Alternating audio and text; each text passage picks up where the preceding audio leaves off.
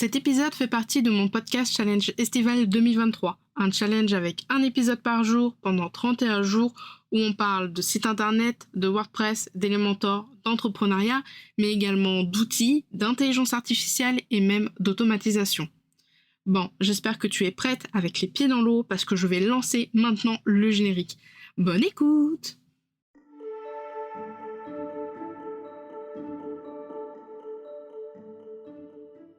Bienvenue dans la Pause Café, le podcast qui aide les indépendantes à comprendre l'entrepreneuriat et le web. Je suis Camille, webmaster sous Elementor et WordPress depuis 2020 et mon job, c'est d'aider les indépendantes comme toi à créer, développer et gérer leur site internet. 2 fois par mois, on se retrouve pour un nouvel épisode. Alors installe-toi confortablement, prends un petit café et je te souhaite une très bonne écoute.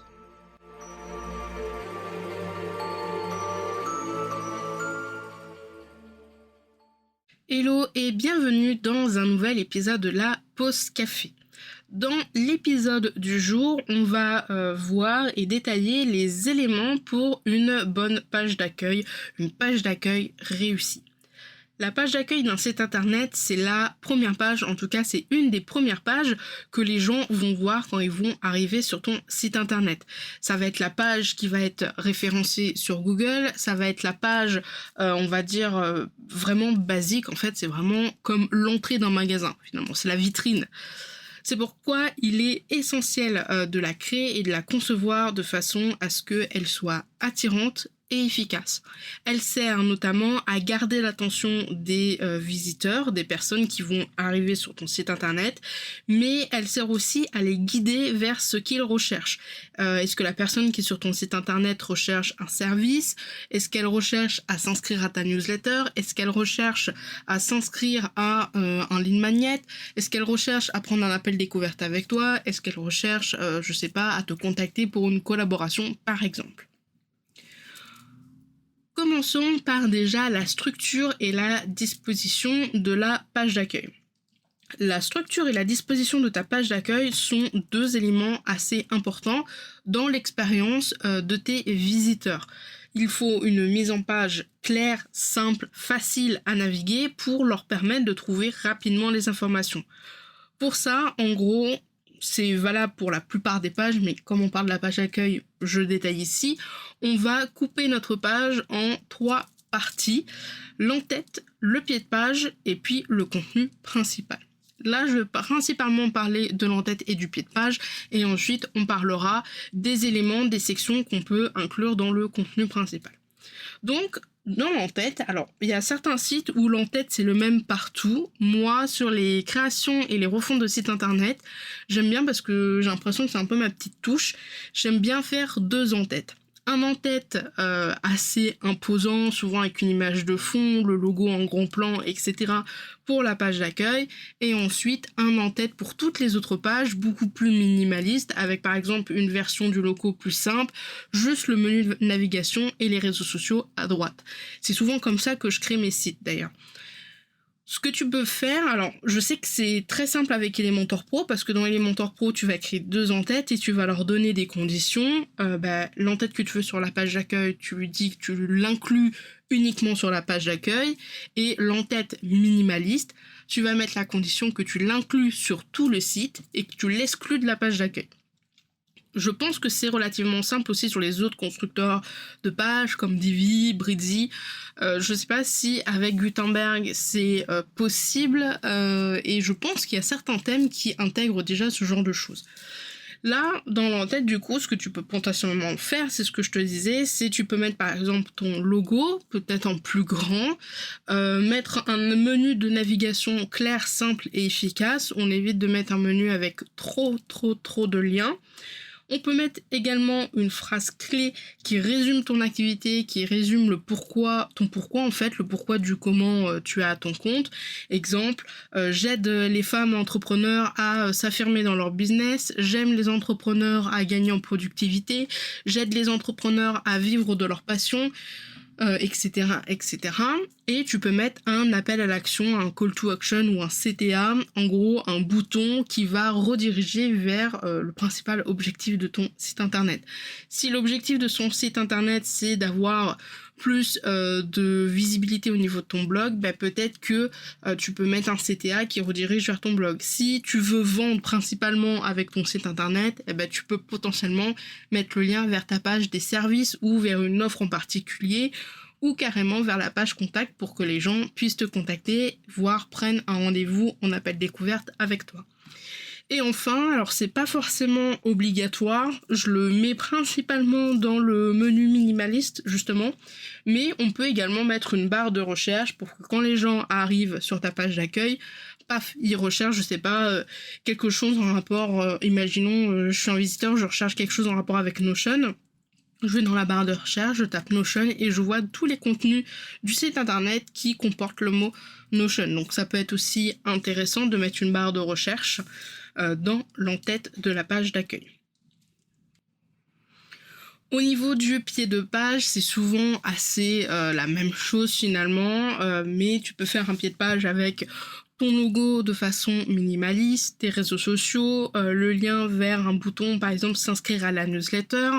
Tu peux mettre également des liens vers, un lien vers ta page contact, par exemple. Mais il est essentiel et indispensable de mettre les 3 pages importantes, c'est-à-dire mention légale, CGV et politique de confidentialité, dans ton pied de page. Alors, ces pages-là, elles sont affichées sur ton site de façon simple et rapide, qu'on n'ait pas besoin de chercher. Donc souvent, on les met en pied de page, mais tu pourras très bien les mettre autre part du moment que c'est accessible facilement sur tout ton site. Mais en général, on les met en pied de page. Si jamais tu veux en savoir plus sur ces 3 pages légales, tu peux écouter ou réécouter l'épisode 1 du podcast Challenge Estival 2023 qui s'appelle « Les 3 pages à avoir sur ton site internet ».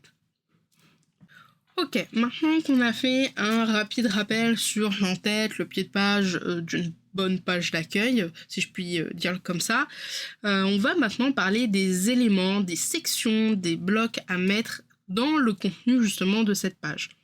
Il y a plusieurs éléments qui sont assez importants pour avoir une bonne page d'accueil.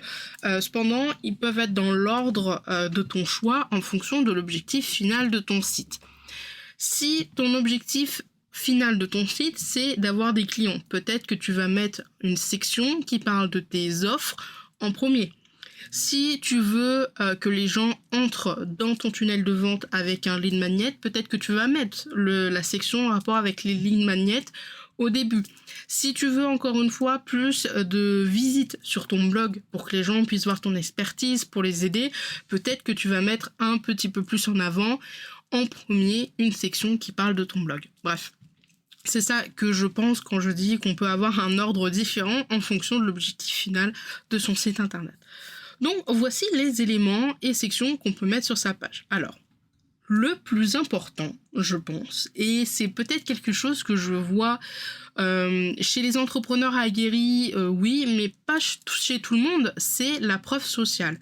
En gros, une section où tu partages les avis clients sur tes produits, tes services, ou alors simplement sur, par exemple, comment tu les as aidés dans le cadre d'un lead magnet, par exemple, des chiffres clés, des contenus sur lesquels tu as pu être invité, épisodes de podcast, masterclass, webinaire, etc., etc. Donc la preuve sociale, c'est vraiment quelque chose d'important et je pense que c'est indispensable de l'intégrer à la page d'accueil. Ensuite, on peut avoir une section ou un élément type offre payante. Soit tu les mets toutes, soit alors tu peux mettre celles que tu veux vendre en avant. Moi, sur mon site, c'est le premier bloc en dessous de l'entête. C'est là où j'ai toutes mes principales offres et j'ai celles que je veux mettre en avant le plus possible. Donc, les templates Elementor, l'accompagnement Elementor avec l'Expresso, la création de site et basta. Je crois que c'est tout. Mais par exemple sur le site de Justine Arma, dans sa page d'accueil, en général, on a un bloc avec une offre, une seule offre, et c'est celle qu'on veut promouvoir le plus possible pendant un temps limité.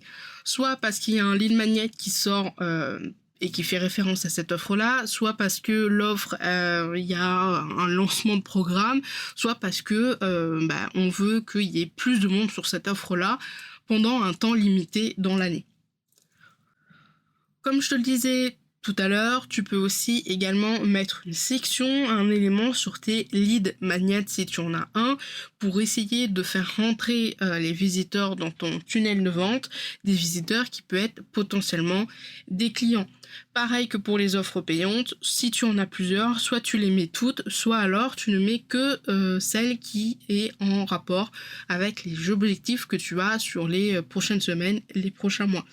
Imaginons, tu as un programme business et tu as un lead magnet business, et peut-être que si tu veux qu'il y ait plus de gens dans le programme juillet, août, septembre, peut-être que là tu vas commencer à mettre en avant un petit peu plus le lead magnet business qui fait référence à la grosse offre, par exemple.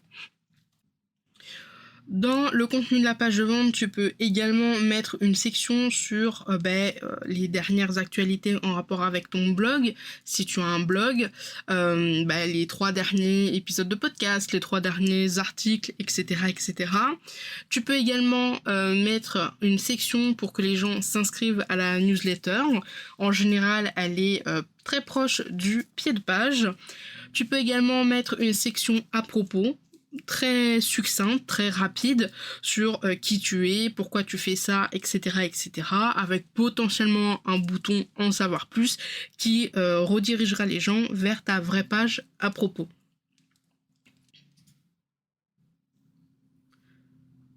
Si tu as un énorme site internet, c'est-à-dire blog, site vitrine avec une partie service et aussi une boutique en ligne, ce que tu peux faire, c'est faire une section avec, par exemple, mes 3 produits phares ou avec des produits que tu veux mettre plus en avant, des templates, des produits physiques, etc., etc., pour que quand les visiteurs, ils arrivent sur ta page d'accueil, ils se disent, il y a des produits, tiens, qu'est-ce qu'elles vendent, et puis ils vont chercher, etc.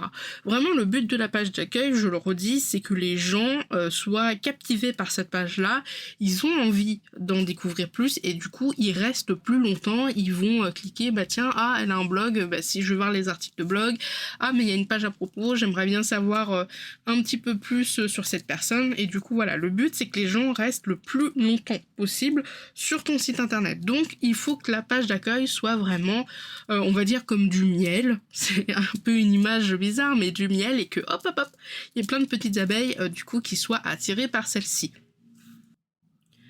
Un élément que tu peux également mettre en place si tu n'as pas forcément un énorme site, je pense notamment au site OnePage, c'est de faire toute une section me contacter en fait. C'est de mettre vraiment un formulaire de contact ou mettre en avant le fait qu'on peut prendre rendez-vous avec toi assez rapidement via Calendly, via cal.com et en plus avec ces... Alors il existe plein d'autres outils d'agenda en ligne, mais en général avec ces outils tu peux intégrer l'agenda directement sur ton site internet.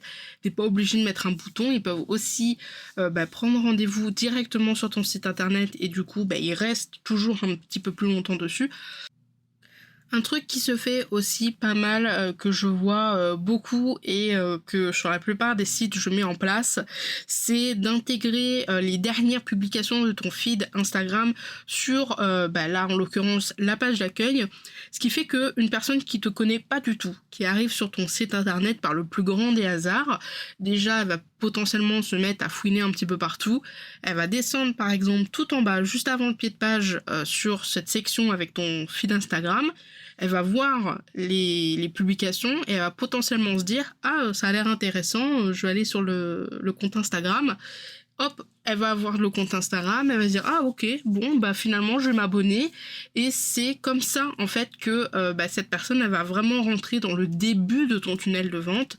Voilà, c'est-à-dire qu'une personne lambda, elle va apprendre à te connaître après sur les réseaux sociaux, elle va consommer ton contenu, tu vas pouvoir interagir avec elle, etc. etc. Et puis potentiellement, après, soit l'amener vers un lead magnet, soit directement le vendre une de tes offres. Donc ça peut être aussi une section à mettre qui peut être intéressant. Si tu as un compte Instagram, si tu publies relativement des choses pertinentes dessus, tu peux l'afficher Souvent, j'utilise l'extension Smash Balloon. Alors, je sais qu'avec cette extension, on peut mettre Facebook, Instagram et YouTube aussi. Ça peut être aussi une bonne solution. YouTube, par exemple, quelqu'un, pareil, qui visite ta page d'accueil, il voit que tu as une chaîne YouTube, hop, il voit que le contenu, ça l'intéresse, il s'abonne, et puis ça va créer comme ça, de l'engagement. Donc voilà, à voir, à tester. Je te mettrai de toute manière le lien de l'extension dans la description de cet épisode de podcast.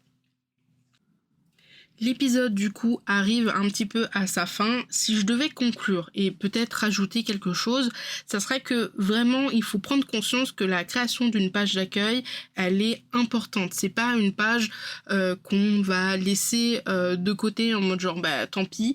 Il faut vraiment faire en sorte d'attirer les personnes avec une page d'accueil design, jolie, fluide, lisible, mais également il faut mettre les bons éléments au bon endroit pour convertir les visiteurs de ton site internet en potentiels prospects ou en clients ou simplement en les convertissant en fans de ton blog, par exemple, de ton contenu.